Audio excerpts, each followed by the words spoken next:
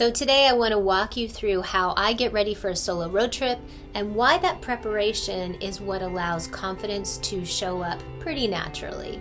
Solo road tripping is a big part of my life, and over time I have learned that confidence on the road is tied way more to preparation than any other factor, and that's what I want to share with you today. If we haven't met yet, I'm Bing, and it is my passion to equip and inspire people to confidently travel solo. This isn't a checklist. I'm not going to tell you what to do. I'm not going to tell you where to go or how to do it. Instead, I want to show you the biggest benefit of preparation for a solo road trip. It is that confidence that comes from having a plan uniquely designed by you and for you. For me, preparation is an opportunity to create clarity around my adventure because, you see, uncertainty is what keeps me from feeling confident before a trip ever begins. And uncertainty doesn't mean that something bad is going to happen. It just means that there are way too many unknowns. So the more that I can think through some of the possibilities and I can create either solutions or some sort of plan for these impending or possible issues, then the better off I'm going to be and the more confident I will be from the moment I leave the driveway. So let me give you an example because it makes it all so much clearer. When I'm getting ready for a solo road trip, one of the biggest questions is usually about my accommodations. Where am I going to stay on the different nights while I'm gone? Yes, this is connected to budget and location and a whole bunch of different things, and they're all different for each of us. So just that thought alone can really sidetrack your road trip or maybe allow you to obsess and focus every day about where you're going to stay for the night. I've done it, and it can be really unsettling, and it just sort of saps the joy out of the whole thing. So I don't just leave that as a vague idea. I make decisions about lodging before I go. Not that every night has to be locked in. I don't like to travel that way personally because it restricts me too much. So what I'm not saying is you have to have a reservation or you have to have an absolute destination for every night, because that's a different kind of stress and you have to figure out what works for you. But I do have a good sense of the flow of things because I don't want that question taking up space in my head every single day. So I go much deeper into this whole idea of lodging, both the choosing of it ahead of time and the navigating of it on the road. I do that in my book, There's Wonder Around the Bend. So if lodging is something that you tend to think a lot about when you travel solo, or you're worried that you will obsess about, then the chapter on lodging in my book might be especially helpful. I'll leave the link in the description for you. So for me, decisions about lodging change from trip to trip and can also be fluid as a particular trip unfolds. And it's going to be different for everybody. So the point isn't to copy and paste what somebody else does. It's more learning what works for you and then making those choices that will support that. The result of that planning, it's always going to be increased clarity. So that clarity directly ties to your level of confidence. So what that looks like for me is that I'm not leaving home wondering or obsessing about where I'm going to stay on any given night. I'm leaving knowing I have a framework that works for me, and then that framework creates confidence as I get started. That's actually where the confidence starts for me, not on the road, but in the planning, long before I ever pull out of the driveway. If you want a simple place that you can start applying this kind of preparation to your own trip, I put together a free resource called the Going Solo Quick Start Guide. It's designed to help you think through the basics in a way that fits you and your unique way that you want to travel. I'll link it right here for you. Feel free to check it out. So one of the things that surprised me when I first started taking solo road trips wasn't the driving and it wasn't the logistics. It was how easy it is to second guess myself during the course of the day. Not because anything was wrong, but because when you travel by yourself, every single decision is yours. And that's amazing. And it's one of my favorite things about solo road tripping, but those decisions can start to pile up at some point, and then sometimes, especially on a day where things don't feel like they're going super smoothly, it just starts to feel very overwhelming. Things like how many hours is it going to take me to get where I want to go today? Which route should I choose? Whether I should stop or keep going? Am I doing too much? Am I not doing enough today?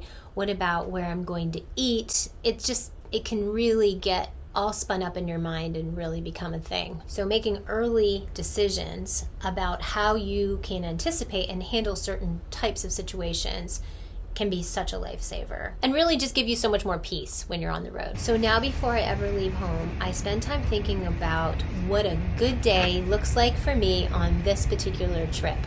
What are the elements of that good day? What do I need? What are the must-haves that will give me confidence and set me up for success? I know I'm giving an overview of my examples, but if you want to do a deeper dive into something like this, which is planning your day, I do have a video called Road Trip Advice for Women, 20 Things I Wish I Knew, where I talk more practically about that and a lot of other helpful things about just planning. So I will link that here for you. So you should know that I'm not planning every hour. I'm not locking myself into a rigid schedule. This is much more about me managing my expectations. I think about the pace of my day, how much quiet time I need, what feels important to me to do during that trip.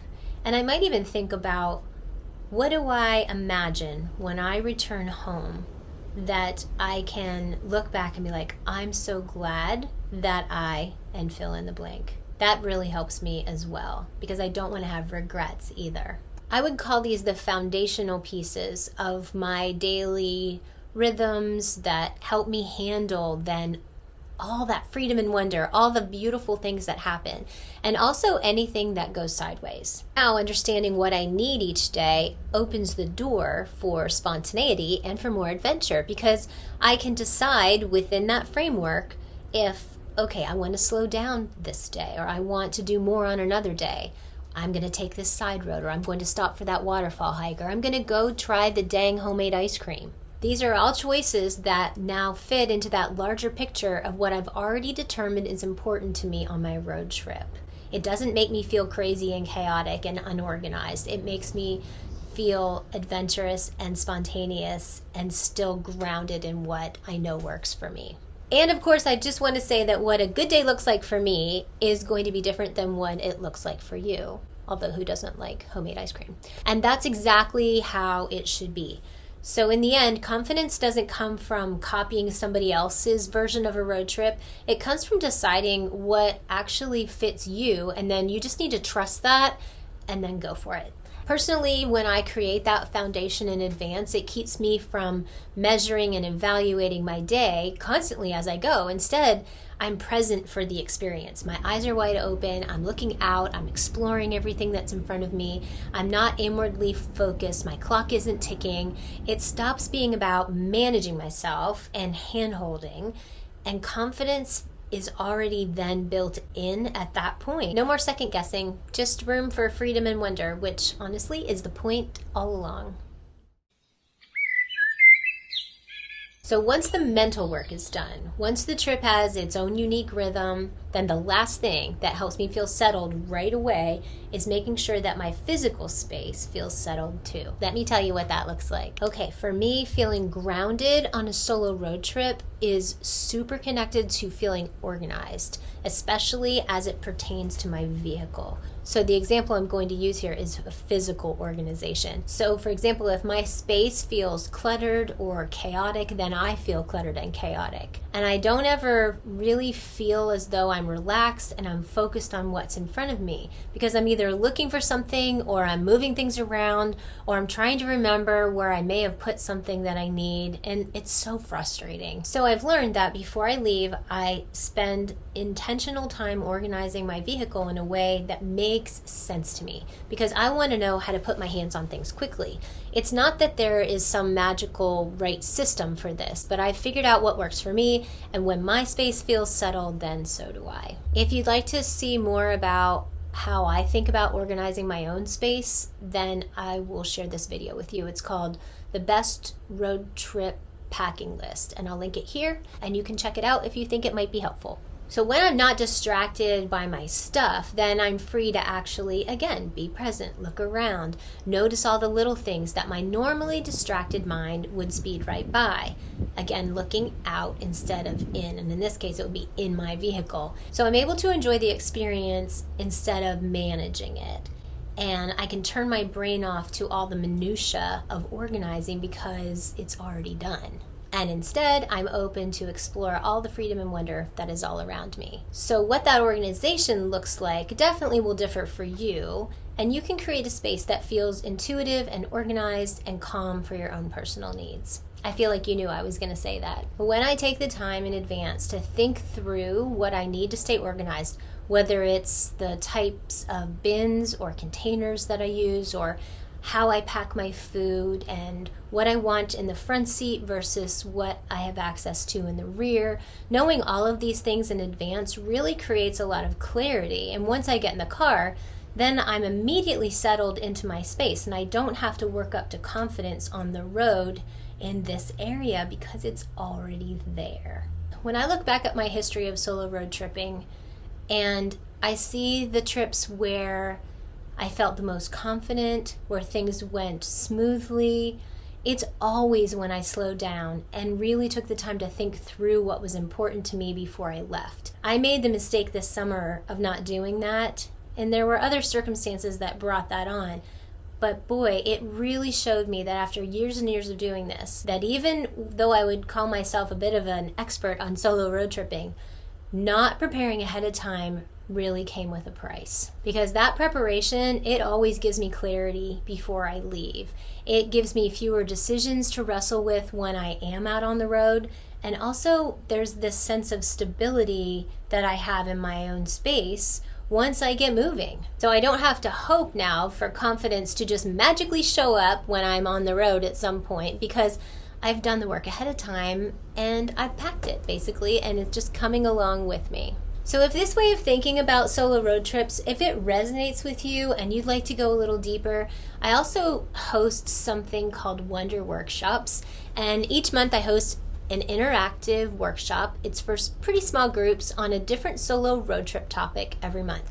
So these are designed to help you plan with more confidence and with more intention. They're also a great place to learn together in community, to ask questions, and then to feel supported, I think, with a small group as you figure out what your version of solo travel looks like. It's so great to get ideas from other people, especially in real time. So I will leave a link below for you to check out, and you can see what's coming up next and decide if there's a topic that is of interest to you. So however you want to move forward, I hope that this has given you a clearer sense that confidence isn't something that you just sit around and wait for or hope for, or some magical experience that feels elusive and that you worry that you're not brave enough or you're not strong enough or that it's just for other people.